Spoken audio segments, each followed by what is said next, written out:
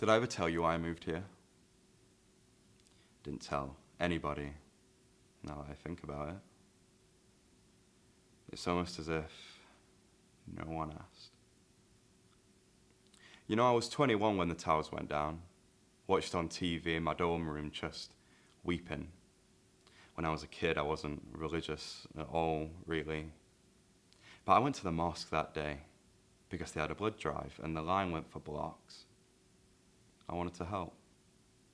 I wanted to protect this country. So I moved to New York and enrolled in NYPD training. Now, some of my friends, they weren't happy.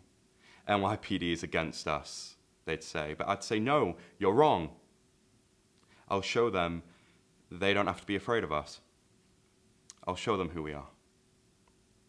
So I start, translating, transcribing wiretaps, then Vice. I get married.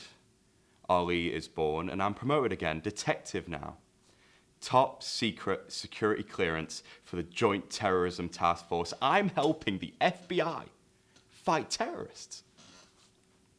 We're taking collars, petty stuff, pot, parking tickets, and leaning on them hard if they're Muslim. We'll drop the charge, you go to the mosque and listen.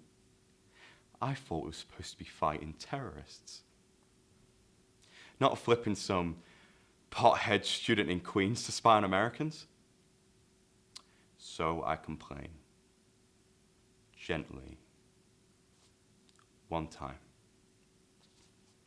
Everything changed. I was surveilled by other cops. They even had an official file on me.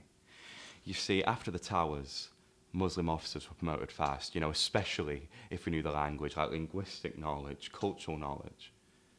We were very desirable for that. But it started to occur to them. With so many of us on the force elevated to positions of real authority, what if that had been our plan all along?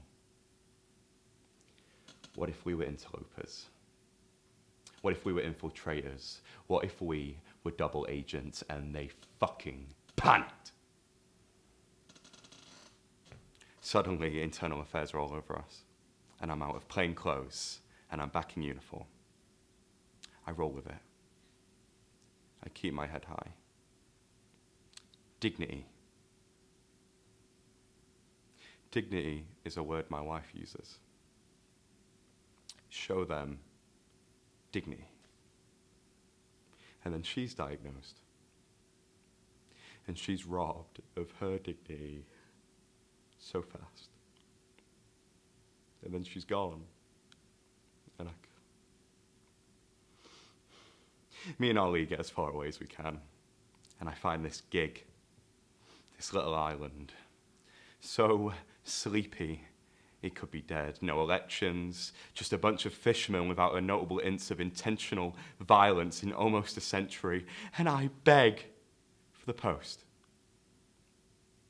Ali is bored to tears, but he's safe. And I still think that I can maybe move the world that 1 millimeter. Maybe here's where I make a difference. Not in the big city, but in this tiny village. Win over the fucking PTA and call it a victory for Islam.